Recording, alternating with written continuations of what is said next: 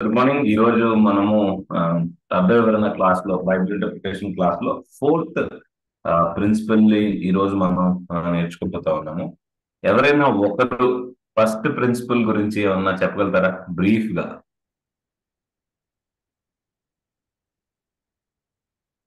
చక్రిబాబు brother అడుగుదాం. Brother, first principle మనం నేర్చుకున్నది ఏంటిది? ఏమన్నా చెప్తుందా?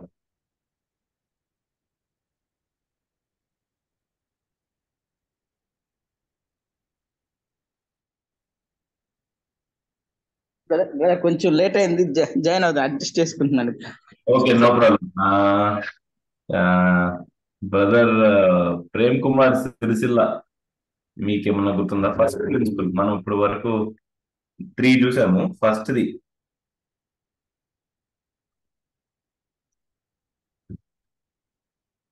और Joseph brother, Joseph Kolkonda brother.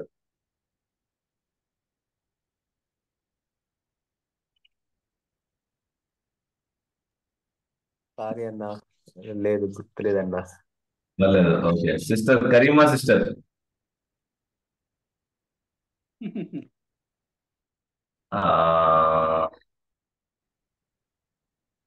KV Rao brother, ఏమన్నా గుర్తుందా? మనం త్రీ ప్రిన్సిపల్స్ చూసాం ఇప్పుడు వరకు బైబిల్ ఇంటర్ప్రిటేషన్ లో. First principle K V Rao brother. Sorry brother. Observation అన్న. అబ్జర్వేషన్. Sorry brother. అబ్జర్వేషన్ అన్న. అబ్జర్వేషన్ అనేది మనం బైబిల్ ఇంటర్ప్రిటేషన్ లో మూడు స్టెప్స్ ఉన్నాయి. దాని గురించి మనం నేర్చుకున్నప్పుడు చూసాము. కరెక్ట్ చెప్పారు మీరు. అబ్జర్వేషన్, దాని తర్వాత ఇంటర్ప్రిటేషన్, అప్లికేషన్ అని చూసాం. కానీ ఇంటర్ప్రిటేషన్ లో మనం చూసిన ఫస్ట్ ప్రిన్సిపల్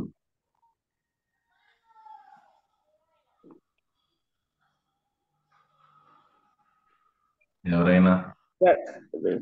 ప్రిన్సిపల్ వాళ్ళు literally principle. Excellent Shekhar Babu brother, thank you. Literal గా, అక్షరార్థంగా ఉన్న అర్థాన్ని ఉన్నదిగా తీసుకోవటము. ఎక్కడెక్కడైతే దానికి ఫిగరేటివ్ స్పీచెస్ ఉన్నాయో, అలంకార భాష పడబడిందో, దాన్ని మనసులో పెట్టుకుని దాని ప్రకారము వాక్యాన్ని అర్థం చేసుకోవటం అనేది చూసాం. Very good. సెకండ్ ప్రిన్సిపల్ ఎవరైనా చెప్తారా? మూడే చూసాం మనం ఇప్పుడు వరకు ఇన్ని రోజులు. ఫస్ట్ది లిటరరీ, లిటరల్ అని చూసాము. రెండవది చాలా ప్రధానమైనది చెప్పుకున్నాం మనం. Context brother. అవును, సందర్భాన్ని అనుసరించి వాక్యాన్ని, ఆ వాక్యం యొక్క అర్థం తెలుసుకోవాలనేది అనే విషయాన్ని మనం చూస్తాం. ఎక్కడైతే కాంటెక్స్ట్ మనకు అర్థమవుతుందో అక్కడ మనకి కాంటెంట్ కూడా అర్థమవుతుంది అని మనం చూసాం. ఓకే, ఇప్పుడు వరకు ఆన్ ద లాస్ట్ ఫ్యూ మన క్లాసెస్ లో చేసిన లాస్ట్ ప్రిన్సిపల్ చక్రబాబు బ్రదర్ కాకుండా ఎవరు చెప్పండి. రెండు పాపం ఆయనే చెప్పారు. అశోక్ కేఎన్ఆర్, మూడో ప్రిన్సిపల్ ఏం చూస్తా ఉన్నాం మనం?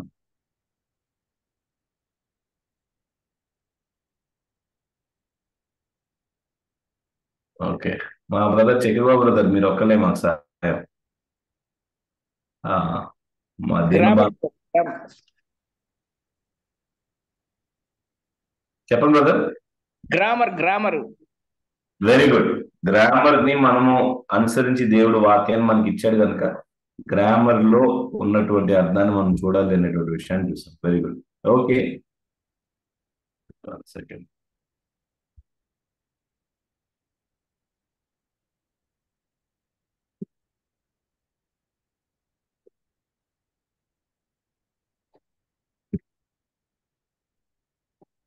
Just 1 minute.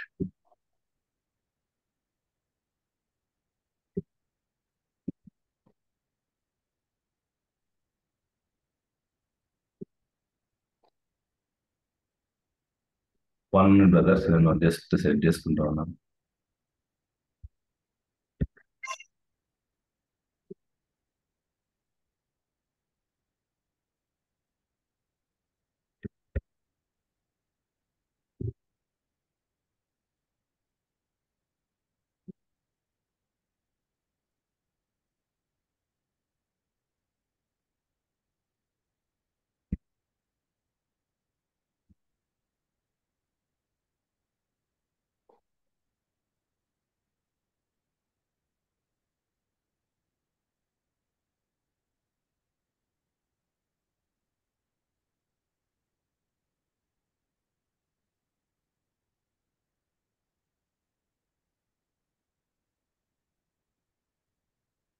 Sorry just 1 minute. నేను స్క్రీన్ ని నాకు వీలుగా ఉండేది సెట్ చేసుకుంటాను. 1 minute.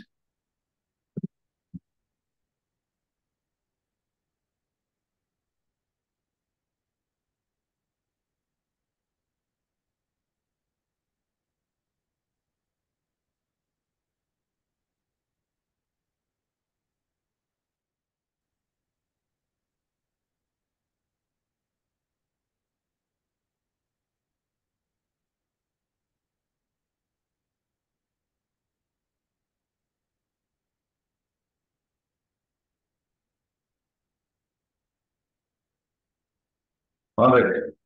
ఈ రోజు మనము ఫోర్త్ ప్రిన్సిపల్ ని చూడబోతా ఉన్నాము. అది ఈ ప్రిన్సిపల్ ని మనము హిస్టారికల్ అండ్ కల్చరల్ కాంటెక్స్ట్, లేదా సింపుల్ గా ఏమంటారంటే హిస్టారికల్ బ్యాక్గ్రౌండ్ ని చూడటం ద్వారా అక్కడ ఉన్నటువంటి అర్థాన్ని మనం అర్థం చేసుకోవచ్చు అనేటువంటి విషయాన్ని చూస్తాం. మీరు చూసినట్లయితే స్క్రీన్ లో ఫుల్ ఎడమ భాగం వైపున, అంటే మీరు చూస్తున్న దానికి ఎడమ భాగం వైపున పౌలు, అపోస్తులైనటువంటి పౌలు ప్రిజన్ నుంచో లేకపోతే ఓడి నుంచో లేకపోతే ప్రయాణం చేస్తున్నప్పుడు లేకపోతే ఎవరైనా ఇంట్లో ఉన్నప్పుడు పత్రికలు రాశాడు అనేటువంటి విషయాన్ని మనం చూస్తున్నాం. మధ్యలోనేమో ఎవరికైతే ఆ పత్రికలు రాశాడో, ఫిలిపిలో ఉన్న సంఘానికో రోమాలో ఉన్నటువంటి సంఘాలకో వారికి వరకు దేవుడు, పరిశుద్ధాత్మ దేవుడు ఆయన్ని వాడుకుని ఆ పత్రికలను రాయించాడు. అయితే మనము ఈ చివరిలో ఉన్నాము. ఈ రోజున మనము ఒక సంఘంలో, స్థానిక సంఘాల్లో కూడుకుని, లేకపోతే మనం ఈ రోజున ఈ విధంగా కూడుకుని వాక్యాన్ని ధ్యానిస్తున్నప్పుడు ఈ అపోస్తులైన పౌలు రాసినటువంటి వాక్యానికి మనం ఉన్నటువంటి టైంకి 2000 సంవత్సరాల గ్యాప్ ఉంది. ఈ గ్యాప్ ని కనుక మనం బ్రిడ్జ్ చేయకపోయినట్లయితే, ఆయన రాసినప్పుడు మాటలకు ఉన్నటువంటి ఆ పదాలకు ఉన్నటువంటి అర్థాలు, ఆయన రాసినప్పుడు ఉన్నటువంటి సందర్భము, ఆయన రాసినప్పుడు ఉన్నటువంటి పరిస్థితులు, అక్కడ ఉన్నటువంటి కట్టుబాట్లు, అక్కడ ఉన్నటువంటి కస్టమ్స్, ఒకవేళ వాటి గురించిన అవగాహన మనకు లేకపోయినట్లయితే వాక్యాన్ని చాలా వక్రీకరించి వాక్యానికి ఉన్నటువంటి అర్థాన్ని మనం చూడుకోకుండా ఇంటర్ప్రిట్ చేయడానికి చాలా ఆస్కారం ఉంది. అందుకే దీన్నే హిస్టారికల్ అండ్ కల్చరల్ బ్యాక్గ్రౌండ్ గురించిన ఆ నేపథ్యంలో వాక్యాన్ని ఇంటర్ప్రిట్ చేయాలి అనేటువంటి సత్యాన్ని మనం ఈరోజు చూద్దాం. రైట్. ఇది బహుశా మోస్ట్ ప్రీచర్స్, ఎక్కువ మంది బోధకులు చేసే కామన్ మిస్టేక్స్ లో ఒక ప్రధానమైనది ఏదంటే అప్పుడున్నటువంటి సందర్భాన్ని అర్థం చేసుకోకపోవటం అని మనం చూడొచ్చు. ఆ రోజుల్లో ఉన్నటువంటి కల్చరల్ గా, రిలీజియస్ గా, హిస్టారికల్ గా, పొలిటికల్ గా ఉన్న బ్యాక్గ్రౌండ్ ఏంటి, ఏ సందర్భంలో వారు ఉన్నటువంటి ఏ స్పిరిచువల్ పొలిటికల్ అట్మాస్ఫియర్ లో ఈ మాటలు రాయబడతా ఉన్నాయి, ఆ మాటకి ఆ రోజు ఉన్నటువంటి అర్థం ఏంటి, దాని వెయిట్ ఏంటి తెలియనప్పుడు మనం తరచు వాక్యాన్ని మిస్ఇంటర్ప్రిట్ చేయడానికి అవకాశం ఉంది. ఎందుకంటే 2000 సంవత్సరాలు గడిచిన తర్వాత పదాల యొక్క అర్థాలు చాలా మారుంటాయి, ఆలోచన చాలా మారుంటుంది. సో వాటిని మనం ఏ విధంగా స్టడీ చేయాలి అనేటువంటి విషయాన్ని కొంచెం పైన నేర్చుకోవడానికి ప్రయత్నం. రైట్. ఎవరైనా ఒక్కళ్ళు, ఇది మొత్తం ఇంగ్లీష్ లోనే ఉంది, నేను బ్రీఫ్ గా ఎక్స్ప్లెయిన్ చేస్తాను. ఎవరైనా ఒక్కళ్ళు చదువుతారా బ్రదర్స్? ఇది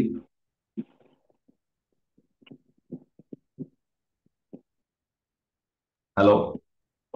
The Holy Bible was written to people in a particular historical context. Very good, very good. అది ఒక పరిశుద్ధ గ్రంథమైనటువంటి బైబిల్ ఒక ప్రత్యేకమైనటువంటి చరిత్రలో, ఒక ప్రత్యేకమైన సందర్భంలో ఉన్నటువంటి ప్రజలకు రాయబడింది.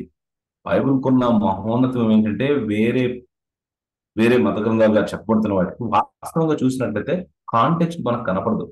వాక్యం మనకిస్తున్నటువంటి ఒక శ్రేష్టమైన భాగ్యం దేవుడు మనకి ఇచ్చింది ఏంటంటే, ఇది వాస్తవంగా జరిగినటువంటి విషయాల గురించి, వాస్తవంగా ఒక సమయంలో వాస్తవంగా ఉన్నటువంటి ప్రజలకు ఒక వ్యక్తి నిజంగా దేవుడు వాడుకుని రాయించినటువంటి మాటలు. రైట్. Historical context. దాని తర్వాత రెండో సెంటెన్స్ చదవండి brother. Who were surrounded by various customs. ఈ ప్రత్యేకమైనటువంటి గుంపుకు రాసినటువంటి ప్రత్యేకమైనటువంటి రచయిత వారు ఎవరైతే పొందుకున్నారో ఈ వాక్యాన్ని, వారు ప్రత్యేకమైనటువంటి కట్టుబాట్ల మధ్య ఉన్నారు. జస్ట్ లైక్ మనకు ఇప్పుడు కల్చర్ ఎలా ఉందో, ఆ రోజుల్లో ఉన్నటువంటి కల్చర్ కట్టుబాట్ల మధ్య వారు నివసిస్తూ ఉన్నారు. దాని తర్వాత brother Understanding these things would help us in knowing the scriptures better. Excellent. ఎప్పుడైతే మనం ఆ కట్టుబాట్లను అర్థం చేసుకోవడానికి ప్రయత్నిస్తామో, దేవుని యొక్క వాక్యపు అర్థము చాలా స్పష్టంగా మనకు అర్థమవుతుంది. ఇన్ఫాక్ట్ అర్థం చేసుకోకపోతే మనం వాక్యాన్ని అటు ఇటు తారుమారు చేసి పడేస్తాం. ఇంకొక స్టేట్మెంట్ ఉంది, ఎవరైనా వేరే వాళ్ళు ఎవరైనా చదవచ్చు. Historical context refers to the events and times within which God's sacred revelation came to people. Historical context అంటే ఏంటంటే, దేవుని యొక్క పరిశుద్ధమైనటువంటి ప్రత్యక్షత అనగా రాయబడినటువంటి వాక్యము. హిస్టారికల్ కాంటెక్స్ట్ అంటే ఏంటి అంటే, ఒక ప్రత్యేకమైన సమయంలో ఒక ప్రత్యేకమైనటువంటి విషయాలు జరుగుతున్న మధ్యన దేవుని యొక్క వాక్యం వారికి అందజేయబడింది. హిస్టారికల్ అంటే అదే, చరిత్రలో ఒక ప్రత్యేకమైన భాగంలో ఒక ప్రత్యేకమైనటువంటి సందర్భంలో కొన్ని ప్రత్యేకమైన విషయాలు ఆ చరిత్రలో అప్పుడు జరుగుతూ ఉన్నప్పుడు దేవుని యొక్క పరిశుద్ధ వాక్యము ప్రత్యక్షత వారికి ఇవ్వబడింది. ఇది హిస్టారికల్ కాంటెక్స్ట్. రెండోది, ఇంకొకరు ఎవరైనా చదవచ్చు బ్రదర్స్ ప్లీజ్.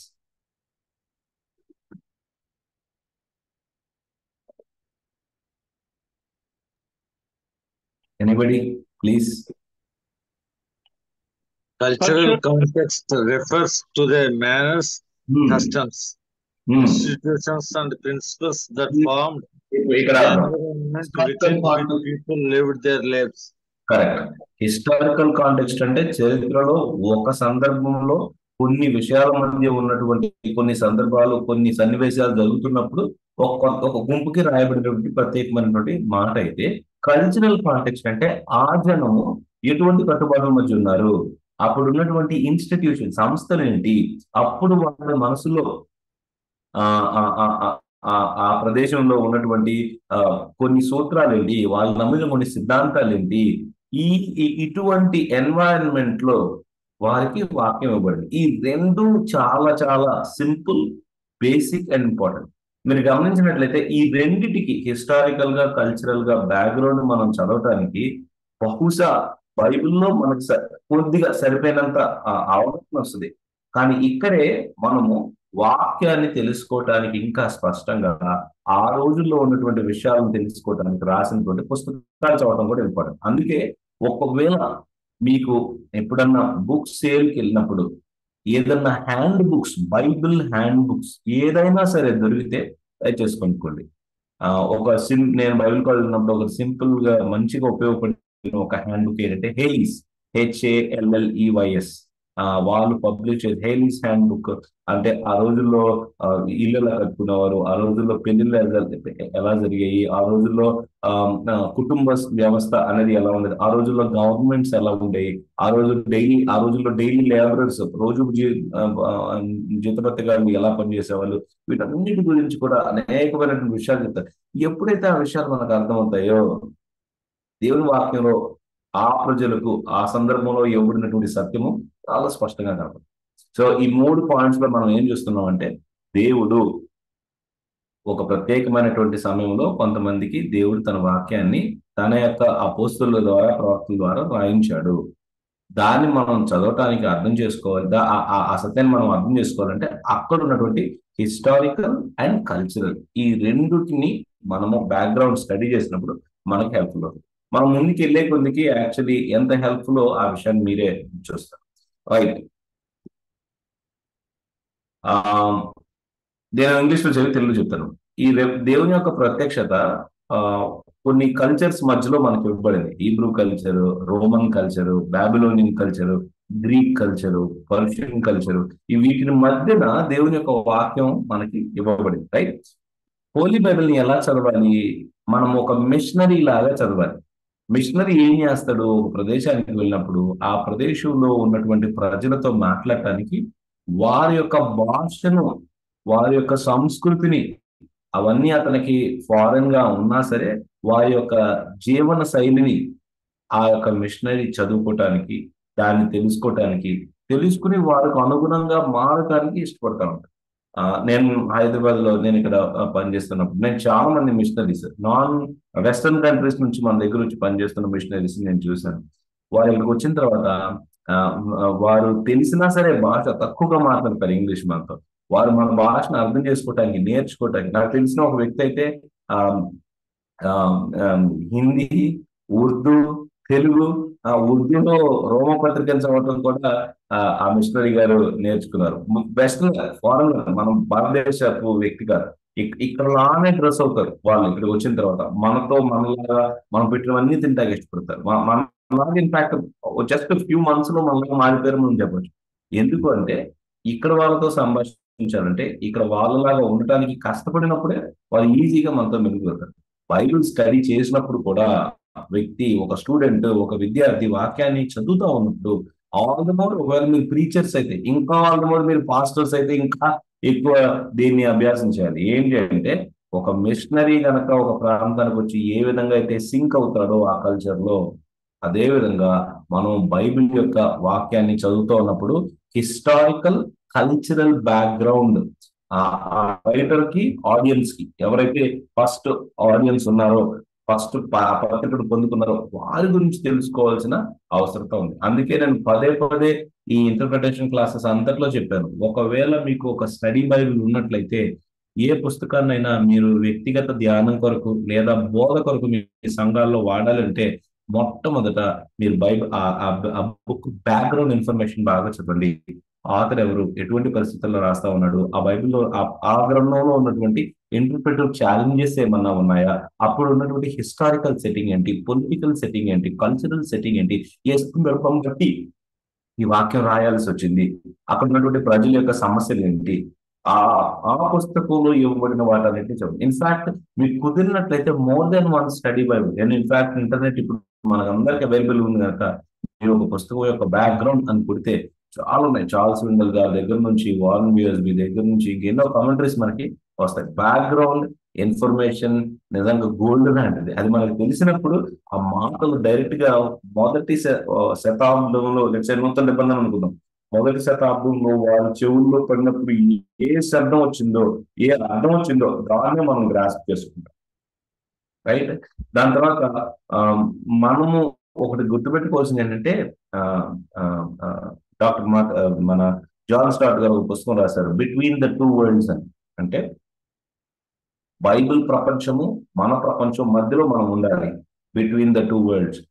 జాన్ మెకాథర్ గారు ఒక మాట అండి, మనము ప్రస్తుతము మన మన మన మన సంఘానికి, మన స్థానిక సంఘానికి, లేకపోతే మన వాక్యం వింటున్నటువంటి వారి శ్రోతలకు దేవుని యొక్క వాక్యాన్ని సరిగ్గా అందించాలి అంటే మనము దేవుడు రాసినటువంటి వాక్యపు మొదటి ఆడియన్స్ యొక్క పరిస్థితుల్ని ముందు సరిగ్గా అర్థం చేసుకోవాలి. ఆ ప్రపంచాన్ని సరిగ్గా మనం చూసినట్లయితే, వాక్యంలో చేసినట్లయితే ఈ ప్రపంచంలో ఉన్నటువంటి ప్రజలకు సరైనటువంటి బోధన మనం చేయగలం. ఒక ప్రీచర్ కి, ఒక పాస్టర్ కి, ప్రత్యేకంగా పాస్టర్లకి ఉన్న ప్రధానమైన బాధ్యత ఏంటంటే ఆ రోజున ఏ విధంగా జరిగిందో దాన్ని ఎంత దగ్గరగా వెళ్ళి మీరు చూడగలుగుతారో అంత దగ్గరగా వెళ్ళి చూసినప్పుడు తిరిగి వచ్చి మీ ప్రజలకు దేవుడు మీకు ఇచ్చినటువంటి మందను మీరు మేపినప్పుడు శ్రేష్టమైనటువంటి దేవుని వాక్యాన్ని అందిస్తారు. లేదు అన్నట్లయితే మీరు అక్కడ శాపమైతే ఈ రోజున ఇంకొకటి ఖచ్చితంగా ఇంకొకటి ఏదేదో మీరు చెప్తారు. రైట్. కొన్ని విషయాలు మనం చూద్దాం. ఎవరైనా చదువుతారా? చాలా ఉన్నాయి. ఇక్కడ 9 పాయింట్స్ ఉంటాయి. ఒక్కొక్కరు చదవండి. నేను బ్రదర్స్ దయచేసి ఎవరైనా చదువుతారంటే ఇంగ్లీష్ ఒకవేళ వచ్చినట్లయితే దయచేసి చదవండి, మనకి టైం సేవ్ అవుతుంది. పర్సనాలిటీ. ఎవ్రీ పార్ట్, వాక్యంలో ప్రతి భాగం కూడా ఒక పర్టికులర్ ఆథర్ రాశాడు. ఆయనకు ఒక ప్రత్యేకమైనటువంటి వ్యక్తిత్వం ఉంది. సో మనము వాక్యంలో కొన్నిసార్లు ఒకవేళ దొరికినట్లయితే, లేదైనట్లయితే ఎక్స్ట్రా బిబ్లికల్ అంటే యాంటై బిబ్లికల్ కాదు, బైబిల్ టైమ్స్ లో రాయబడినటువంటి వేరే పుస్తకాలు మనం చూసినప్పుడు ఆ వ్యక్తి గురించిన బ్యాక్గ్రౌండ్ కానీ, ఎడ్యుకేషన్ కానీ, ఆ లాంగ్వేజ్ అతనికి ఎంత తెలుసు అనేది కానీ, ఆయనకున్న అనుభవాలు కానీ, ఇవన్నీ కూడా మనకి ఉపయోగం. ప్రత్యేకంగా ఒకవేళ మీరు పాస్టర్ అయితే మీ బిజినెస్ ఇదే, మీరు పొద్దున్న నుంచి సాయంత్రం వరకు చేయాల్సింది ఏంటి అంటే ఉజ్జాయింపుగా చెప్తా ఉన్నాం, ఉదాహరణగా చెప్తా ఉన్నాం. ఏం చేయాలి అంటే దీని పట్ల మీరు ప్రయాసపడటమే. ఆ ఆథర్ ఎవరు, ఎందుకు ఆ దేవుడు ఈ వ్యక్తితో రాపించాడు, ఎందుకు దేవుడు ఈ వ్యక్తితో ఈ మాటల్ని రాపించాడు అనేటువంటి విషయాన్ని మనం చూడొచ్చు. అంతేకాదు ప్రతి స్క్రిప్చర్ ఒక ఆథర్ రాయటం మాత్రమే కాదు, రెండోది ఎవరైనా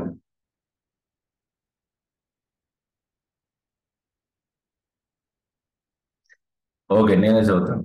ఆ ఆథర్ ఒక చదవండి కదా. at a particular time, historical times, chronology. Right. Not only ఆ ఆథర్ మనకు దేవుడు వాక్యాన్ని రాయటానికి వాడుకోవటం మాత్రమే కాదు, కానీ ఆ ఆథర్ ఒక ప్రత్యేకమైన సమయంలో రాస్తా ఉన్నారు. నూతన ఒక ప్రశ్న అడుగుతాను, మీరు చెప్పండి. నూతన నిబంధనలో ఎక్కువ శాతము ఆ ఏ సందర్భంలో ఇది రాయబడుతుంది అనే డేట్స్ ఇచ్చినటువంటి గ్రంథకర్త ఎవరు? బైబిల్ క్విజ్ ఎవరు చెప్తారు చూద్దాం. ఎవరైనా నూతన నిబంధనలో ఈ సందర్భాల్లో ఈ విషయాలు జరుగుతున్నాయి అని దాదాపు ఒక రకమైన డేట్స్ ని మనకు ఆయన ఇచ్చాడు. ఎవరు ఆ గ్రంథకర్త, ఎవరు చెప్తారా? లోకా గారు అయి ఉంటారు సార్. ఎక్సలెంట్ కదా. ఎందుకు చెప్తున్నాడు? ఫర్ ఎగ్జాంపుల్ మనము లూకాసు వార్త I think 3rd chapter 2nd chapter చూస్తే 7 చెప్తా ఉన్నాడు. అక్కడ టెట్రాక్ ఎవరు, అక్కడ ఇంకొక గవర్నర్ ఎవరు, ఇంకొక ఆయన ఎవరు, ఎందుకు చెప్తున్నాడు? Luke is a great historian, గొప్ప చరిత్రకారుడు అని మనం చెప్పొచ్చు. ఎందుకంటే ఇవన్నీ కూడా యథార్థంగా జరిగినాయి. అందుకే చాప్టర్ 1 లో మనం స్పష్టంగా చెప్తున్నాం, అప్పటికే చాలా మంది దేవుని యొక్క వాక్యం సువార్త గురించి చాలా విషయాలు రాశారు. అయితే నేను ప్రత్యేకంగా వెళ్ళి ఐ విట్నెసెస్ దగ్గరికి వెళ్ళి ఇదిగో ఈ విషయాలన్నీ కనుక్కుని వచ్చాను, అండ్ ఇవి వాస్తవంగా జరిగినవి, ఇవి హిస్టారికల్ గా డాక్యుమెంట్ అయినాయి. అదే మనకున్న గొప్ప ధైర్యం. ఇది ఏదో గాల్లో ఎవరో కూర్చుని చెట్ల కింద ఊహించుకుని రాసింది కాదు. మనకున్న ధైర్యం, మన దమ్ము ఎక్కడిది అంటే వాక్యము, చరిత్రలో జరిగినటువంటి సత్యం. In fact biblical Jesus is a historical Jesus. సువార్తల్లో ఉన్నటువంటి యేసుక్రీస్తు ప్రభు వారు చరిత్రలోకి వచ్చినటువంటి దేవుడు అని మనం బల్ల కొద్దీ నిరూపించవచ్చు. ఎందుకంటే ఒకవేళ యేసు ప్రభు లేడు అని మనం అంటే చరిత్రలో కొన్ని పేజీలు కొన్ని పీకి పడేయాలి. మనం చరిత్రలో కొన్ని ప్రధానమైన ఘటనలను మనం తీసి పడేయాలి. ఎందుకంటే చరిత్రలో చెప్పచ్చు, ఎందుకంటే ఇవన్నీ జరిగినవి చరిత్ర. అందుకే లోకా ఇచ్చినటువంటి సమాచారం బహుశా వేరే ఇతర సువార్త గ్రంథకర్తలు ఇవ్వలేకపోయారు. ఫర్ ఎగ్జాంపుల్ నేను ఒక మాట మీకు చూపిస్తాను చూడండి. లూకా సువార్త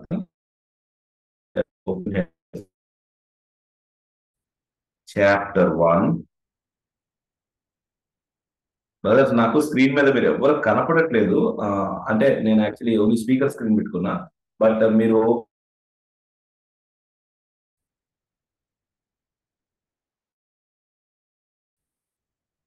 హలో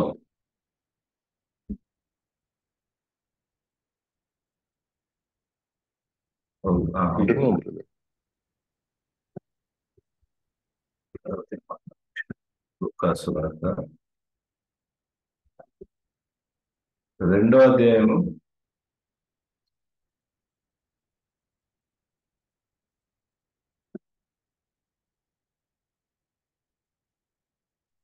52వ వచనమా 50వ వచనం చూడండి.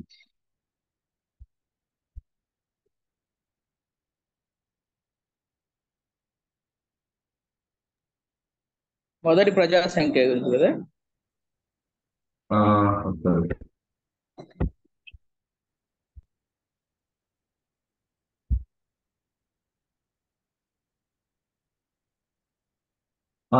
లూక్ చాప్టర్ 2 verse 52 అనుకుంటుంది brother. 2:52 if you don't mind. యేసు జ్ఞానమందును వయస్సునందును దేవుని దయందును మనుషుల దయందును వర్ధిల్లుచుండెను. బ్రదర్ దయచేసి నన్ను క్షమించండి. ముందు ఇంకొక వర్స్ ఉంటాయి. ఒకటే చూడొచ్చా బ్రదర్? అదే 2:41 చూడండి. యేసుప్రభు వారి ఏజ్ పస్కా పండుగప్పుడు ఆయన తల్లిదండ్రులు ఏటేటా యెరూషలేమునకు వెలుచుండువారు. అక్కడ ఏం జరిగిందో తెలుసు, రైట్? యేసుప్రభు విడిచిపెట్టి వచ్చేసారు, ఆయన మాత్రం అక్కడ ఉన్నాడు, అదంతా అయింది. 51 చూడండి. అంతటా ఆయన వారితో 51 బ్రదర్. రైట్. అంతటా ఆయన వారితో కూడా బయలుదేరి నజరేతునకు వచ్చి వారికి లోబడి ఉండెను. ఆయన తల్లి ఈ సంగతులన్నిటినీ తన హృదయంలో భద్రం చేసుకొనెను. యేసు ప్రభు ఇవ్వబడినటువంటి మాట ఇది. 12వ ఏట బార్ మిత్స్వా. అంటే మీ వాయిస్ బ్రేక్ అయిపోతుంది బ్రదర్, వాయిస్ బ్రేక్ అవుతుంది. యాక్చువల్లీ మా ఇంట్లో కరెంట్ లేదు, ఇప్పుడే వచ్చింది, ఇందాకే వచ్చింది. నేను ఫోన్ ఇంటర్నెట్ వాటి చేస్తా ఉన్నాను. వినపడుతుంది మీకు? క్లారిటీ లేదు బ్రదర్ కొంచెం. ఇందాకే వచ్చింది, నేను ట్రై చేస్తా ఉన్నా. ఆయన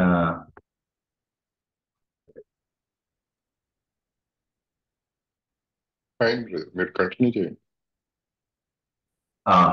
రైట్, 1 సెకండ్.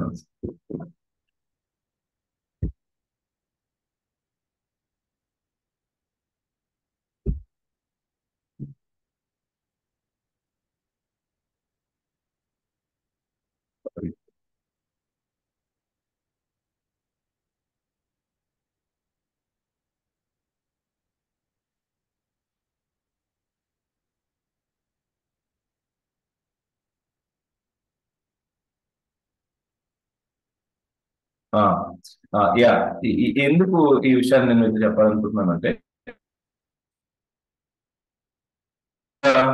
యేసుప్రభు వారి గురించి టీనేజ్ ఇయర్స్ లో చెప్పబడిన మాట. ఇన్ఫాక్ట్ యేసుప్రభు వారి గురించి టీనేజ్ ఇయర్స్ నుంచి ఆయన 30వ సంవత్సరం వచ్చే వరకు మనకు ఎటువంటి ఇన్ఫర్మేషన్ కూడా బైబిల్లో లేదు. విచ్ ఈస్ ఎన్ని సంవత్సరాలు అండి? 13 నుంచి 30 సంవత్సరాలు అంటే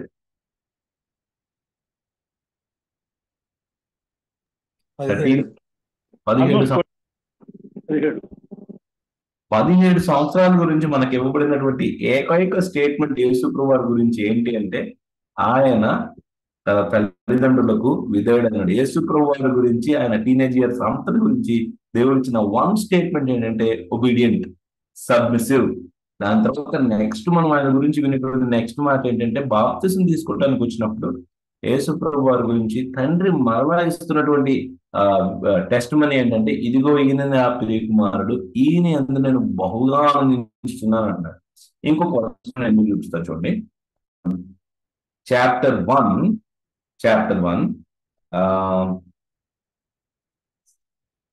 యేసుప్రభు వారు పుట్టిన విషయం ఉంది కదా.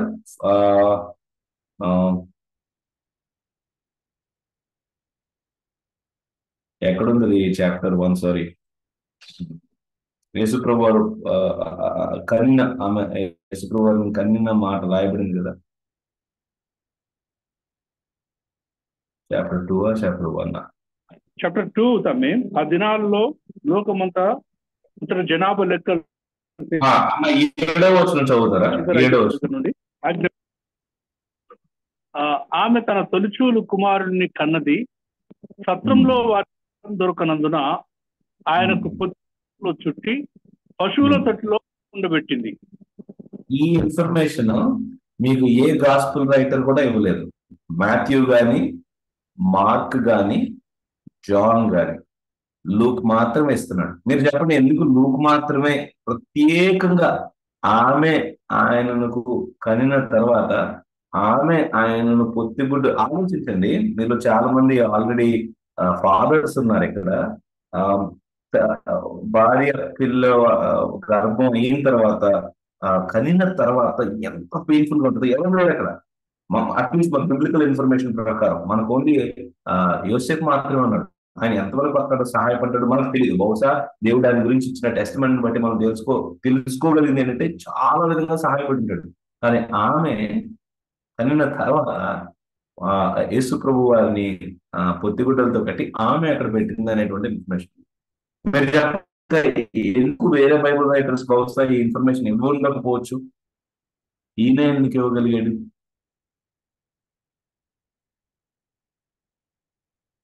Any guesses? లూకా గారే ఎందుకు రాశాడు? వేరే వాళ్ళు చాలా డీటెయిల్ ఆయన ఆయన చాలా డాక్టర్ డీటెయిల్ కావచ్చు. రాశాడు. ఏంటన్నా అన్న ఏమన్నారు బెజన్న? ప్రేమనగా చెప్పాడు. ఆయన డాక్టర్ కనుక తర్వాత హిస్టరీని బాగా స్టడీ చేసి రాశాడు. మన మొదటి అధ్యాయంలో ఉంటది కదా, అన్ని పరిశోధించి రాశానండి. ఎగ్జాక్ట్లీ కరెక్టే. ఆయన డాక్టర్ మనం చెప్తున్నాడు. నేను ఐ విట్నెసెస్ దగ్గరికి వెళ్ళాను, అది ఐ విట్నెసెస్ సాక్షుల దగ్గరికి వెళ్ళాను. నేను కళ్ళు చూసిన వారి దగ్గరికి వెళ్ళి మరియకు బయలుపరిచిన విషయాలను తెలియపరిచిన విషయం ఆయన వ్యక్తి అనేది ఇంటిగ్రేట్ చేసి వాటన్నిటిని సేకరించి వాటన్నిటిని ఐవిట్నెసెస్ అకౌంట్ నుంచి రాస్తా ఉన్నాడు. ఇప్పుడు మార్కు అనుకోండి, మార్కు రాసింది మన పేతురు గారి సువార్త అని మనం వింటాం. యాక్చువల్గా మార్కు రాసింది పీటర్స్ టెస్ట్ మనీ అని వింటాం. సో పేతురు ఏదైతే కళ్ళారా చెవులారా విన్నాడో దానిని పరిశుద్ధాత్మ దేవుడు మార్కుని వాడుకుని రాయించినటువంటి విషయాలు. లూకా గారు మాత్రము వ్యక్తిగతంగా ఐ విట్నెసెస్ దగ్గరికి వెళ్ళి దాన్ని మొత్తం తీసుకుని ఇన్వెస్టిగేట్ చేసి రాస్తున్నటువంటి విషయం. ఎందుకు చెప్తున్నాను ఈ మాట అంటే, మనము ఎప్పుడైతే ఆ విషయాన్ని కనుక్కుంటామో అప్పుడు నిజంగా ఎటువంటి టైంలో ఈ ఆథర్ రాశాడు, ఎటువంటి విధంగా దీన్ని క్రొనాలజికల్ ఆర్డర్ లో పెడతా ఉన్నాడు, అప్పుడు ఉన్నటువంటి పొలిటికల్ ఏంటి, లూకా చాలా స్పష్టంగా చెప్తా ఉంటాడు. ఎంతమంది ఉన్నారు అప్పుడు, రాజు ఎవరు, గవర్నర్ ఎవరు, మూడో దేవుడు, అప్పుడు ఉన్నటువంటి సోషల్ సిస్టమ్ ఏంటి. మీరు గమనించండి, లూకా సువార్తలో ఎక్కువ శాతము స్త్రీల గురించి ఏ సువార్తలో చెప్పనున్నటువంటి స్త్రీల పేర్లు ఉన్నాయి. లూకా సువార్తలో ఎక్కువ శాతం పారబుల్స్ మనం అంటాం ఉపమానాలు కదా, ఎక్కువ శాతం ఉపమానాలు అన్యుల గురించి, జెంటైల్స్ గురించి ఊహించి చెప్పిన ఉన్నాయి. సో వేరే ఆథర్స్ కవర్ చేయలేదంటే వాళ్ళు తప్పు చేస్తున్నట్టు కాదు. ఏ విధంగా అయితే ఒక విజువల్ ని కెమెరా డిఫరెంట్ యాంగిల్స్ లో నుంచి మనం చూస్తే డిఫరెంట్ విషయాలు అర్థమవుతాయో, పరిశుద్ధాత్మ దేవుడు వీరందరిని డిఫరెంట్ యాంగిల్స్ లో నుంచి చూపించి ఆ విషయాన్ని మనకు రాపిస్తా ఉన్నాడు. సో ఆ రోజుల్లో ఉన్నటువంటి సోషల్ ఇష్యూస్ ఏంటి అనేటువంటి విషయాన్ని లూకా చాలా స్పష్టంగా మనకు చెప్తా ఉన్నాడు. ప్రసాద్ చెప్పండి. సంబడి మై క్వశ్చన్, ఎవరైనా బెత్లహేంలోనే పుట్టాడు అనడానికి గ్యారంటీ ఏంటి అని అడగచ్చు.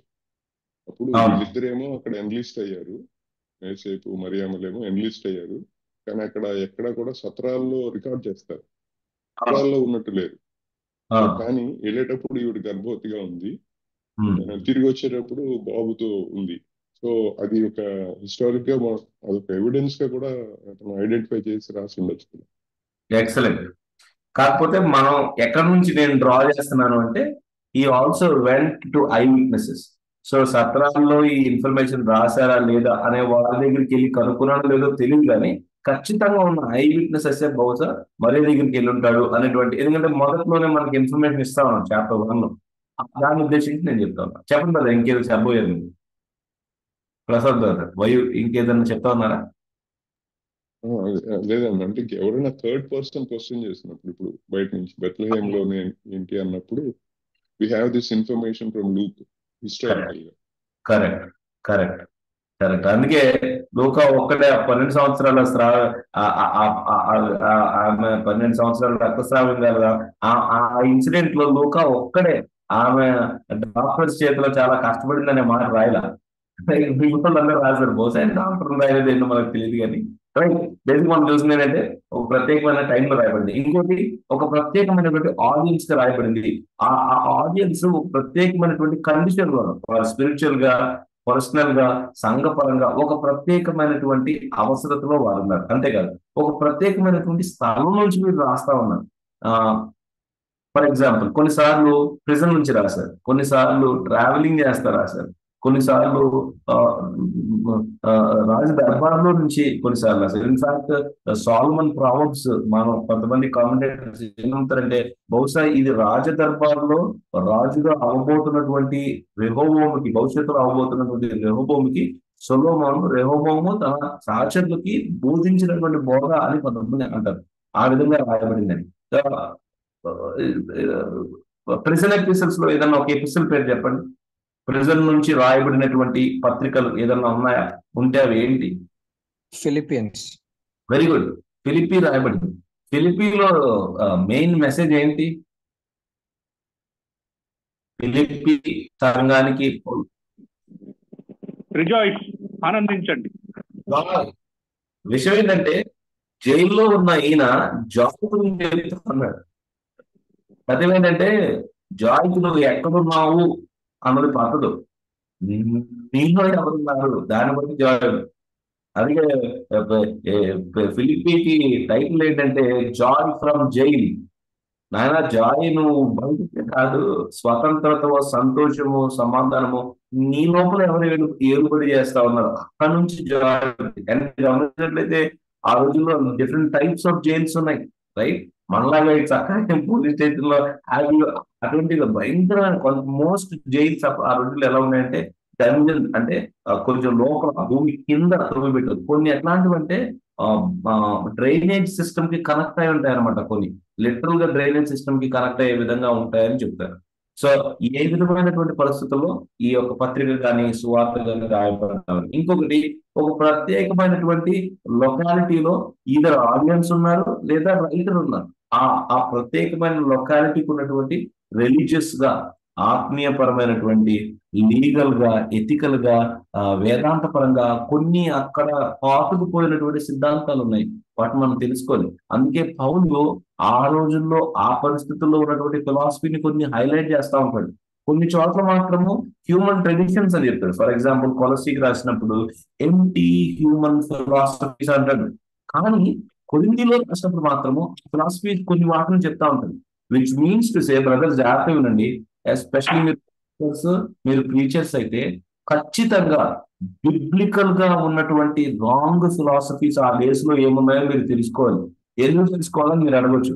ఎందుకు తెలుసుకోవాలంటే హెరసీ, తప్పుడు బోధ అనేది ప్రతి తరంలో కూడా కొత్త బట్టలు వేసుకుని మరలా వస్తానే ఉంటుంది. ఎప్పుడైతే, అందుకే ఒక ఇంపార్టెంట్ ప్రిన్సిపల్ బ్రదర్స్ గుర్తుపెట్టుకోండి, మీరు బిబ్లికల్ థియాలజీ లేదా చర్చ్ హిస్టరీ మీరు చదివినట్లయితే, ఎక్కడో చోట మీరు ఆ సత్యాన్ని సేకరించినట్లయితే 2 విషయాలు మీరు తెలుసుకుంటారు. ఏం తెలుసుకుంటారంటే హిస్టరీ ఆఫ్ ట్రూత్ గురించి తెలుసుకుంటారు, సత్యం యొక్క చరిత్ర, దేవుడు సత్యాన్ని తెలుసుకుంటారు. రెండోది ఏంటంటే హిస్టరీ ఆఫ్ ఎర్రర్ కూడా తెలుసుకుంటారు. ఎప్పుడు ఎలా వస్తాయి, మీరు ఆ ప్యాటర్న్ ని మీరు ఎప్పుడైతే గమనిస్తారో, ఎప్పుడైతే ఆ ప్యాటర్న్, ఎప్పుడైతే ఆ ఎర్రర్ మీ చెవులో పడుతుందో మీకు తెలుసు, మీ సంఘాన్ని మీరు ఖచ్చితంగా ఏమంటారు, మీరు ప్రిపేర్ చేస్తారు. మీరు ఖచ్చితంగా మీ సంఘాలకు ప్రొటెక్షన్ ఇవ్వగలుగుతారు. మీ సంఘాలకు ముందుగానే చెప్పగలుగుతారు, జాగ్రత్త, ఇదిగో ఈ కోతలు వస్తా ఉన్నాడు అక్కడ నుంచి, జాగ్రత్త, ఆ వ్యక్తి బోధన మీరు వినొద్దు, ఇదిగో ఈ సంఘంలో ఈ విషయాలు వినపడుతున్నాయి, జాగ్రత్త పడండి, ఇటు మైగ్రేట్ అవ్వద్దని చెప్తా ఉంటారు. సో ఆ లొకాలిటీలో ఉన్నటువంటి religious, legal, ethical, philosophical background కూడా మనం చివరిగా ఒక ప్రత్యేకమైన ఉద్దేశంతో ఈ పత్రికలు కానీ సువార్త కానీ రాయబడింది. అంటే most letters, New Testament letters ఉన్నాయి కదా, ఈ లాస్ట్ మాట ఇంపార్టెంట్ కదా. Most New Testament letters correction ఇవ్వటానికో, ఇన్స్ట్రక్షన్ ఇవ్వటానికో రాయబడ్డాయి. ఈ వాటిని తెలియ చెప్పటానికి సరిగ్గా చేయట్లేదు కనుక సరిదిద్దడానికి, correction or instruction, almost all New Testament letters. ఈ రెండిటిలో కూడా దేవుడు సత్యాన్ని మన కొరకు రాయించి పదిలపరిచి పెట్టాడు. వారి పరిస్థితుల్లో ఏ కరెక్షన్ ఇవ్వబడుతుంది, ఎటువంటి పరిస్థితుల్లో ఈ కరెక్షన్ ఇవ్వబడుతుంది, ఎందుకు ఈ విధంగా వాళ్ళు ఉన్నారు, ఎందుకు ఈ తప్పునే చేశారు, ఎందుకు ఫర్ ఎగ్జాంపుల్ భాషల గురించినటువంటి విషయాన్ని ఓన్లీ కొరింథీ సంఘానికి ఎందుకు రాశాడు, వేరే సంఘాలలో ఎందుకు రాయలేదు, రైట్? ఫిలిప్పీ సంఘానికి ప్రత్యేకంగా రిజాయిస్ చేయడం ఎందుకు రాశాడు, వేరే సంఘాల్లో దీన్ని ఎందుకు రాయలేదు? గలతీయ పత్రిక రాసినప్పుడు మాత్రమే జాగ్రత్త పడండి జూడయాజర్స్ గురించి ఎందుకు రాశాడు? ఎప్పుడైతే మనం ఈ విషయాలను బ్యాక్గ్రౌండ్కి వెళ్ళి చదవటానికి ఇష్టపడతామో అప్పుడు మనం లోతైన విషయాల్ని స్పష్టంగా సువార్తకు సంబంధించిన విషయాలు తెలుసుకోగలుగుతాం.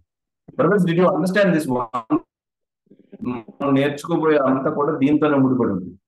బేసిక్ గా హిస్టరీ, కల్చర్, బ్యాక్గ్రౌండ్ వెళ్ళి మనం సేకరించాలి అనేటువంటి విషయాన్ని మనం చూస్తాం. Okay, alright.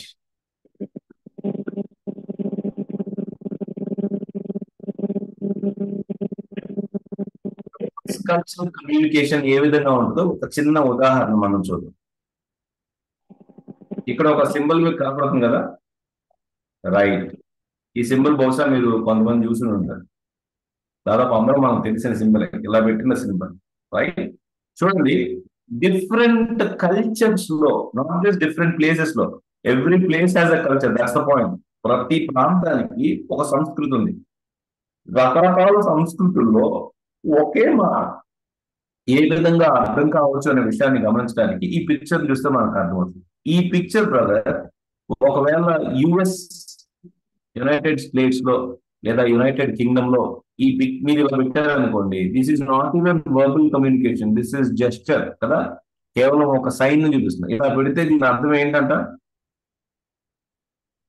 బాగుంది. అక్కడ రాసి okay US okay, okay, US యూకేలో ఓకే అన్నట్టు. Okay, very good.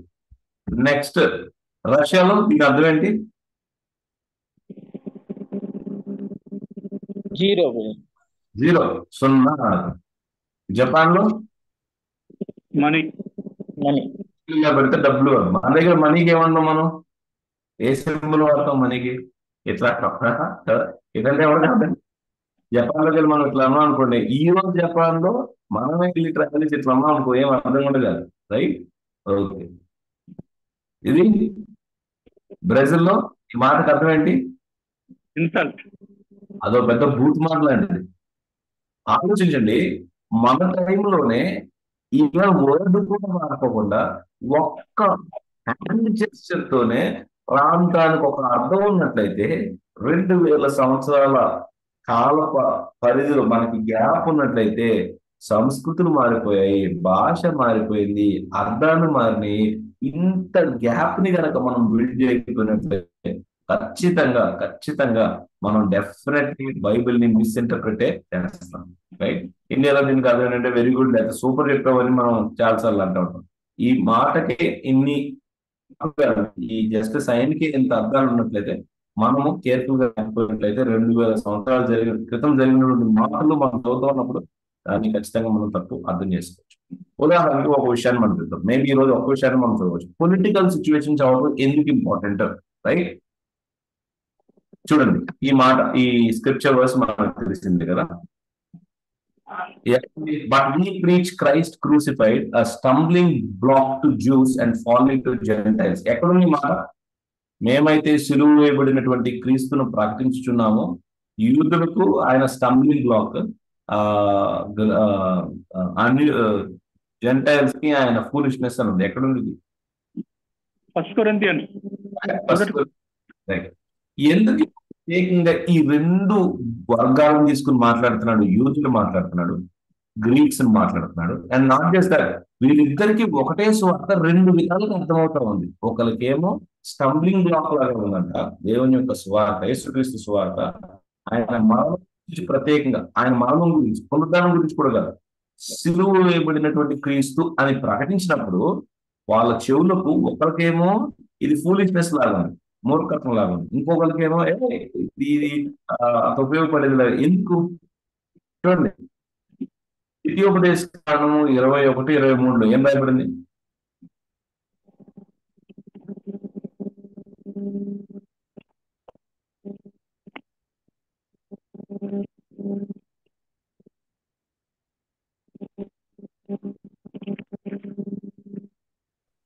అతని శవము రాత్రివేళ ఆ మ్రాను మీద నిలువకూడదు. వ్రేలాడదీయబడిన వాడు దేవునికి శాపగ్రస్తుడు గనుక నీ దేవుడైన యెహోవా స్వాస్థ్యముగా నీకిచ్చుచున్న దేశమును నీవు అపవిత్రపరచకున్నట్లు అగత్యముగా ఆ దినమున వానిని పాతిపెట్టవలెను. సో ధర్మశాస్త్రం ప్రకారం ఒకవేళ మ్రాను మీద చెట్టు పైన ఎవరైనా సరే వేలాడదీసినట్లయితే వాడు దేవుని చేత శపింపబడిన వాడు. యూదులు సిలువ వేయబడినటువంటి యేసు గురించిన స్వార్థ అపోస్తులు ప్రకటించినప్పుడు వాళ్ళ చెవులకు ఏ విధంగా వినపడుతుందంటే, అరే ధర్మశాస్త్రం ప్రకారం, దేవుడిచ్చిన వాక్యం ప్రకారం ఈ వ్యక్తి ఎవరు సిలువ మీద చనిపోయాడు అంటే ఖచ్చితంగా శాపగ్రస్తులే, ఇటువంటి రక్షకుడు అవుతాడయ్యా. సో వాళ్ళ చెవులకు అంతే విధంగా అర్థమవుతా ఉంది. వాళ్ళకి ఇవ్వబడినటువంటి cultural context, historical context, biblical context ప్రకారం వాళ్ళు ఏమనుకుంటున్నారంటే సిలువ వేయబడినట్లయితే మ్రాను మీద చచ్చిపోయినట్లయితే దేవుని చేత చెప్పబడకూడదు. అతను నువ్వు పట్టుకుని మా మెస్సయ్య అంటావేంటి? అతను నువ్వు పట్టుకుని మా రక్షకుడు అంటావేంటి? దాని మెసేజ్ ఏంటంటే అదే వ్యక్తి గురించి మరలా పాత నిబంధనలో యెషయా 53లో అనేక ప్రదేశాల్లో ఏ విధంగా రాబోతున్నటువంటి అభిషేక్తుడు మరణించిపోతాడని రాశారు. దాన్ని వారు మర్చిపోయారు. అందుకే వారికి ఏ విధంగా ఉందంటే స్టంబ్లింగ్ బ్లాక్ లాగా. ఇంకొంది ఎందుకు గ్రీసు దేశస్తులకు సో అంత ఫాలీగా ఉంది? ఎందుకంటే ఇక్కడ చూడండి, నెక్స్ట్ పేజ్ లో నేను చాలా ఇన్ఫర్మేషన్ ఇస్తాను, జస్ట్ ఫాలో అయితే సరిపోతుంది. క్రూసిఫిక్షన్ అంటే ఒరిజినల్ గా ఆ పనిష్మెంట్ యూదులు ప్రారంభించింది కాదు, రైట్? అదే విధంగా రోమిన్లు కూడా ప్రారంభించింది కాదు. కానీ రోమ్ సామ్రాజ్యము ఈ క్యాపిటల్ పనిష్మెంట్, ఈ ప్రత్యేకమైనటువంటి శిక్షను ఎందుకు వాడేవాడు అంటే ప్రజలలో భయాన్ని పుట్టించడానికి, to put fear in everyone who would stand against Rome and Roman laws. Crucifixion was common in first century Israel. మొదటి శతాబ్దంలో ఇజ్రాయెల్ చాలా కామన్. ఈ ఫ్యాక్ట్ నాట్ జస్ట్ బైబిల్లో జోసిఫస్ అనేటువంటి హిస్టారియన్ ఒక ఆయన ఉన్నాడు, ఆయన కూడా ఈ ఫ్యాక్ట్ ని చాలా సార్లు స్పష్టంగా రాయించి పెట్టాడు. ఎందుకు ఇది ప్రత్యేకంగా ఈ రోమా సామ్రాజ్యం వారు ఎన్నుకున్నారు ఈ ప్రత్యేకంగా క్యాపిటల్ పనిష్మెంట్ బై క్రూసిఫిక్షన్ అంటే, ఎవరైతే రోమా సామ్రాజ్యపు విలువలకు, లాకి, చట్టానికి వ్యతిరేకంగా ఉంటారో this was the standard punishment. And ప్రత్యేకంగా రోమిల్కి ఎవరికి ఈ పనిష్మెంట్ ఇవ్వలేదు.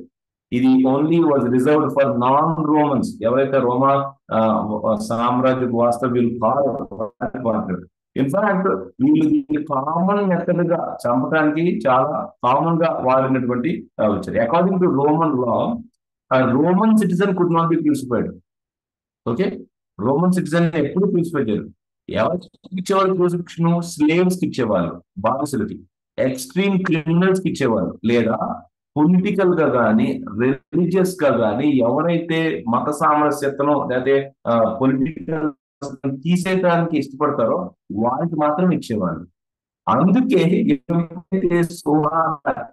సిలువ వేయబడిన క్రీస్తును వారు ప్రకటించారో వాళ్ళ చెవులకి ఎలా ఉందంటే ఇది ఫూలిష్నెస్ లాగా వారికి. అందుకే పౌలు ప్రత్యేకంగా ఈ రెండింటిని టార్గెట్ చేసి ఒక విషయాన్ని చెప్తున్నాడు. ఎప్పుడైతే దీన్ని మనం అర్థం చేసుకుంటామో, మనము మన సందర్భంలో ఉన్నటువంటి ప్రజలకు సువార్తను బోధిస్తాము, అప్పుడు వాటి అర్థాలు ఏంటి, క్రీస్తు వారికి ఏ విధంగా వినపడుతున్నాడు, కానీ ఏ విధంగా సువార్తను ప్రకటించవచ్చో మనకు అర్థం. బ్రదర్స్ అర్థమైనా? బహుశా మీలో కొంతమందికి ఆల్రెడీ తెలిసి ఉండొచ్చు హౌ ఇంపార్టెంట్ ఇట్ ఈస్. మనము పొలిటికల్ సిచ్యువేషన్ ని లేదా ఆ రోజుల్లో ఉన్నటువంటి కస్టమ్స్ ని తెలుసుకోవటం ఎంత ఇంపార్టెంట్ అయినటువంటి విషయాన్ని. ఇంకొకటి చూద్దాం చూడండి, ఇది బహుశా తెలిసి ఉండొచ్చు.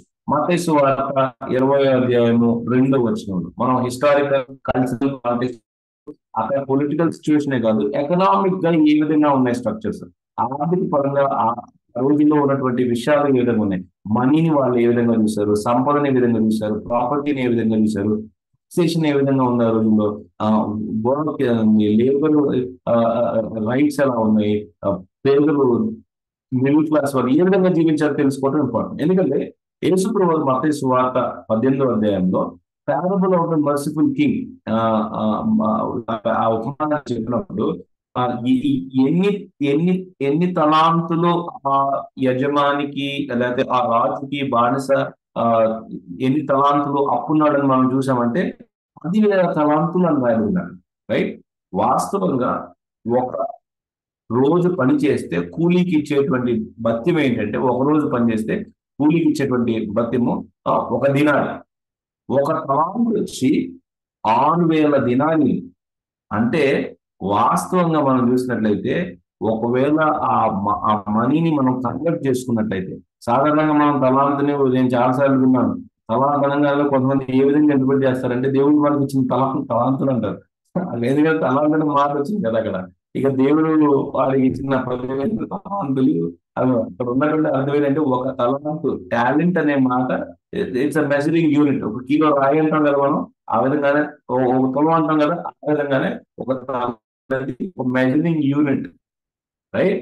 ఈ మెజరింగ్ ఇతను ఎంత అప్పున్నాడు రాజుకి అని మనం చూసినట్లయితే, ఆ క్యాలిక్యులేట్ చేసినట్లయితే 1,60,000 సంవత్సరాలకు ఇవ్వబడేటువంటి జీతం అంత అప్పున్నాడు వీడు. వీడికి ఇతర దాసుడు ఎంత అప్పున్నాడు అంటే కేవలము 100 దీనారీలు మాత్రం, అంటే 3 నెలల అప్పు మాత్రమే.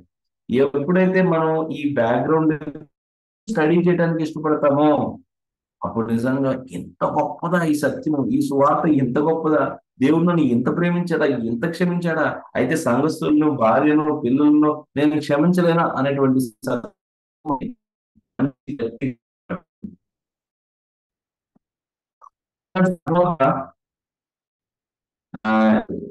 Hello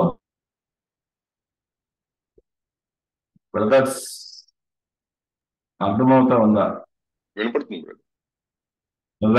right. ఇదంతా మనకి బిబ్లికల్ గా ఎగ్జైటింగ్ గా అనిపించకపోవచ్చు ఇంటర్ప్రిటేషన్ చేస్తా ఉన్నప్పుడు, కానీ దీస్ ఆర్ ద థింగ్స్, ఈ విషయాలే మనకు ఎక్కువ చోట మనం పొరపడతా ఉంటాం. రైట్. ఇంకొకటి చూసి మనం మేబీ ముగించుకున్నాం ఈరోజు. ఒకటి, పొలిటికల్ గా ఎటువంటి సిచ్యువేషన్స్ ఉన్నాయి చదవటం ఇంపార్టెంట్. రెండోది, ఎకనామికల్ గా ఎటువంటి సిచ్యువేషన్స్ ఉన్నాయి చదవటం ఇంపార్టెంట్. ఎఫెసీయులకు రాసిన పత్రిక 6:5-7 వచనాలు ఎవరైనా చదువుతారు? చివరిగా ఇది ఒక్కటి చూస్తాం. ఎఫెసియన్స్ చాప్టర్ 6 verse 5-7 తెలుగులో చదువుతారు ఎవరైనా?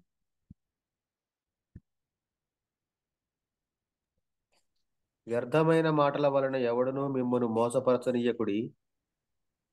ఇట్టి క్రియల వలన దేవుని ఉగ్రత అవిధేయులైన వారి మీదికి వచ్చును గనుక మీరు అట్టి వారితో పాలివారై ఉండకుడి. 6వ అధ్యాయము 5-7 వరకే చదువుతా ఉన్నారా? ఎఫెసీయులకు రాసిన పత్రిక 6వ అధ్యాయము 6వ అధ్యాయం 6th chapter 5-7 వచనాలు వరకు. దాసులారా, యథార్థమైన హృదయం గల వారే భయముతోనూ వణుకుతోనూ క్రీస్తునకు వలె శరీర విషయమై మీ యజమానులైన వారికి విధేయులై ఉండుడి. సో మనం ఎప్పుడైతే ఈ మాటలు చదువుతామో బహుశా మన కాంటెక్స్ట్ లో ఇది చాలా వరకు ఈజీగా ఉండొచ్చు. మన సంఘాల్లో కూడా, మీరు పనిచేస్తున్న సంఘంలో కూడా చాలా మంది పనిచేసే వాళ్ళు ఉంటారు. అండ్ ఇది కేవలం బానిసలకి, స్లేవ్స్ కే రాయబడలేదు, పనిచేసే ప్రతి ఒక్కరికి రాయబడింది. ఎందుకంటే బానిసలు కొన్ని గొప్ప గొప్ప స్థానంలో కూడా ఉన్నారు. కొంత స్లేవ్స్ అంటే కేవలం ఇంట్లో ఏదో పనిచేసేవారు మాత్రమే కాదు కదండి, గొప్ప ఆర్టిస్ట్ ఉన్నారు, గొప్ప పనులు చేసిన వారు ఆ రోజుల్లో ఉన్నారు. అయితే ఎందుకు ఈ మాట రాస్తున్నాడు? మీరు కేవలము ఐ సర్వీస్ పీపుల్ ప్లీజర్స్ లాగా కాదు, కానీ లిటరల్ గా యేసు ప్రభుకే మీరు బానిసలుగా ఉన్నట్లు ఉండండి అంటారు. మాట ఆ రోజుల్లో ఎంత కష్టతరితమైందో అర్థం చేసుకోవాలంటే బ్యాక్గ్రౌండ్ ఒక్కసారి చూడాలి మనం. ఆ రోజుల్లో ఉన్నటువంటి వర్క్ కల్చర్ ఎలా ఉందో చూడండి. ఇక్కడ నేను రాశాను, నేను కాపీ చేసినటువంటి విషయం చూడండి. ఇక్కడ పీటర్ ల్యాంబ్ అనేటువంటి ఆయన Christians at Rome in first centuries అనేటువంటి దాంట్లో ఈ విధంగా పేజ్ 172లో ఈ మాటలు రాస్తా ఉన్నాడు. టోటల్ పాపులేషన్ రోమ్ లో was a great proportion of, చాలా మంది ఉండేవాళ్ళు. అండ్ అందులో చాలా మంది బానిస బ్యాక్గ్రౌండ్ నుంచి వచ్చిన వాళ్ళే ఉన్నారు. ఇన్ఫాక్ట్ ఎస్టిమేషన్ వేస్తే 85-90% రోమ్ ఉన్నవారు ఇటలీ నుంచి వచ్చినటువంటి స్లేవ్సే ఉన్నారు, స్లేవ్ ఆరిజిన్ నుంచి వచ్చిన వారు ఉన్నారు. 1st and 2nd centuries ADలో మనం గమనిస్తాం. అంటే ఎక్కువ మంది రోమ్లో ఉన్నారు. దాంట్లో 85-90% మంది బానిస బ్యాక్గ్రౌండ్ నుంచి వచ్చిన వాళ్ళే ఉన్నారు అనేటువంటి విషయాలు చూస్తాం. అంతేకాదు, మీకు తెలుసా, క్రిస్టియన్ స్లేవ్స్ ఎవరికైతే పౌలు రాస్తారో వాళ్ళు 16 గంటలు పనిచేసేవాళ్ళు. 8 గంటలు మిగిలిన జీవితం వారు 16 గంటలు వాళ్ళు పనిచేసేవాళ్ళు. వారు మాస్టర్స్. ఎటువంటి మాస్టర్స్ వాళ్ళు? ఈ మాస్టర్స్ అయితే కొంతమంది భయంకరమైనటువంటి జాగ్రత్తలో ఉన్నవాళ్ళు, అదే రాస్తా ఉన్నారు, ఫార్నికేటింగ్ విత్ ఫీమేల్ స్లేవ్స్. కొంతమంది డర్టీ బిజినెసెస్ చేస్తా ఉండేవాళ్ళు. అండ్ కొంతమంది వాస్తవంగా జిమ్ అని ఎందుకు వచ్చిందంటే ఆ రోజుల్లో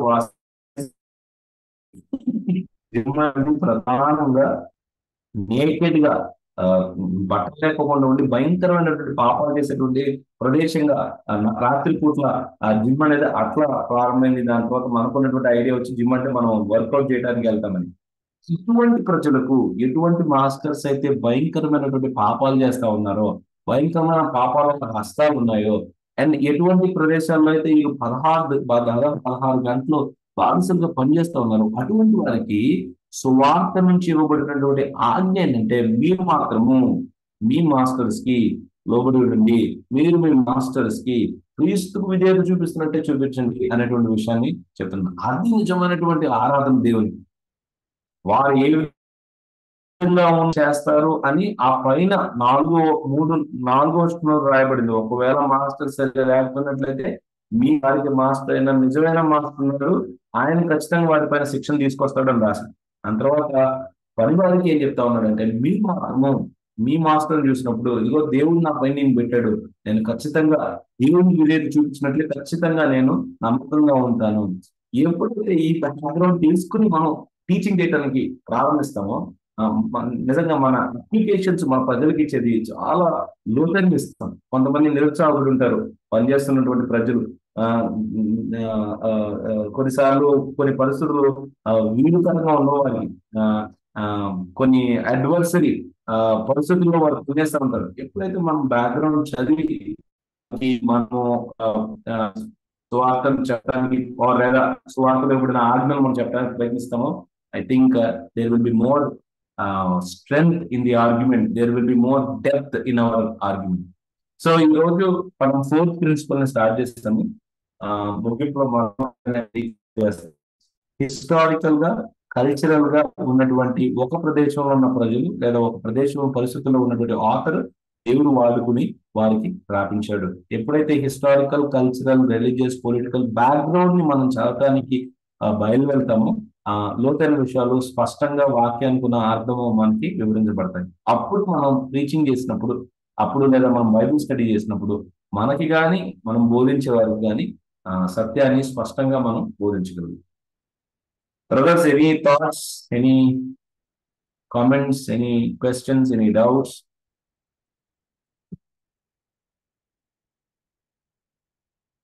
అన్నా వి వాంట్ పీపీటీ. బ్రదర్ పంపిస్తాను బ్రదర్. యాక్చువల్లీ ఇప్పుడే అన్నయ్య పంపిస్తాను. అన్న మీకు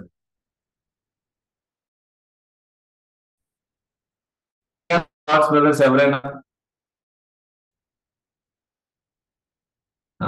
అర్థమవుతా ఉంది అని నేను అనుకుంటా ఉన్నాను. సారీ, నాకు వచ్చేదాన్ని తెలుగులో కష్టపడి మీకు టీచ్ చేయడానికి ట్రై చేస్తున్నాను. నాకు తెలిసినంత వరకు అట్లీస్ట్ మీరు జస్ట్ దీని సారాంశాన్ని అర్థం చేసుకుని మీరు వ్యక్తిగతంగా ఏ బైబిల్ స్టడీ, ఏ బుక్ లో మీరు ఇప్పుడు ధ్యానం చేస్తా ఉన్నా సరే, బ్యాక్గ్రౌండ్ ఏంటి, ఏం నడుస్తా ఉంది, కుదిరిన ప్రదేశాల్లో ఎస్పెషల్లీ ప్రీచింగ్ చేస్తున్నట్లయితే ఖచ్చితంగా దీని గురించి ఇన్వెస్టిగేట్ చేసినట్లయితే మనం బోధించే వారు కూడా చాలా బలపరచబడతారు.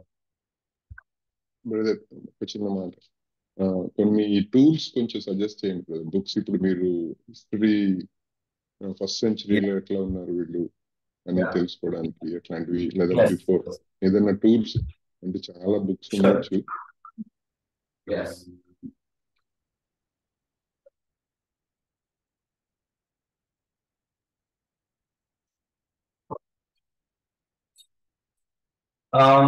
నేను I use very few tools, నా దగ్గర లేవు కూడా.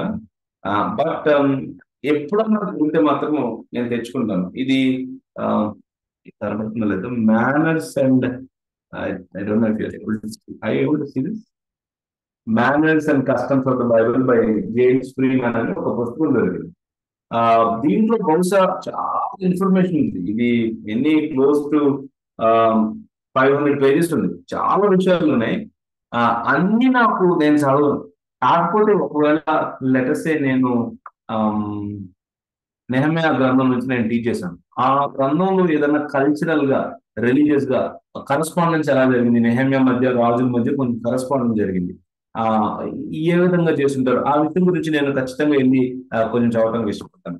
అలాగే ఇంకొక పుస్తకం ఆర్కియలాజికల్ గా the Bible as a history అనేటువంటిది ఒక పుస్తకం ఉంది. సో నా సజెషన్ ఏంటంటే, ఒకవేళ మీరు ఆన్లైన్ లో మీరు యాక్సెస్ చేయగలిగినట్లయితే general good resources precept Austin దగ్గర, మనకి ప్రిసెప్ట్ ఆస్టిన్ లోకి వెళ్ళినట్లయితే మీరు అక్కడ ప్రిసెప్ట్ ఆస్టిన్ లోనే మీకు బ్యాక్గ్రౌండ్ ఇన్ఫర్మేషన్ గురించి కొడితే చాలా రిసోర్సెస్ అవైలబుల్ ఉంటాయి.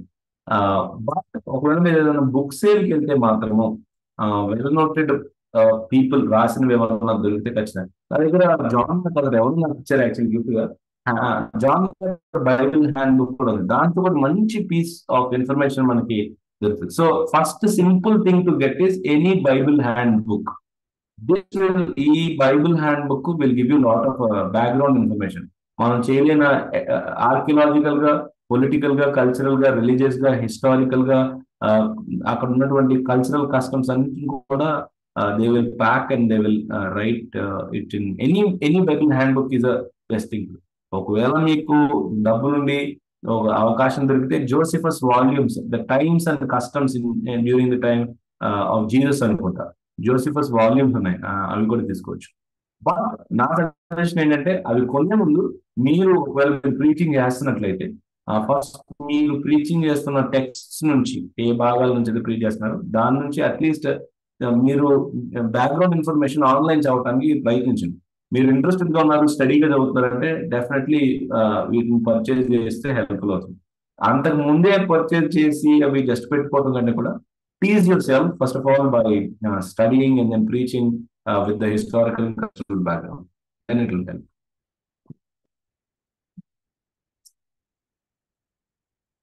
So any Bible handbook is handy.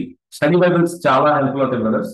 ఒకవేళ మీకు నిజంగా ఇన్ఫర్మేషన్ కావాలంటే ప్రిసెప్ట్ హాస్టల్కి వెళ్ళినట్లయితే అక్కడ మీకు దొరుకుతుంది.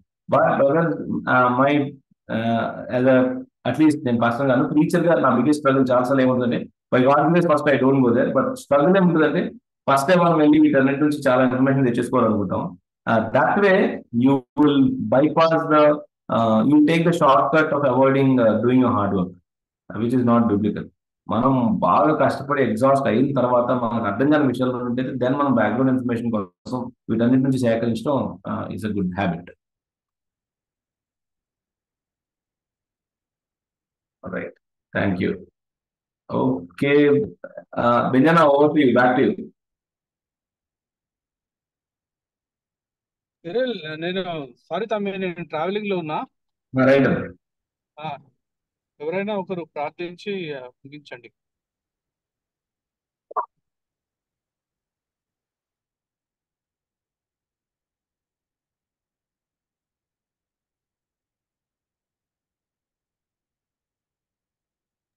ఓకే, నేనే ప్రేయర్ చేస్తాను. ఓకే ఓకే సిరిల్ చేయండి.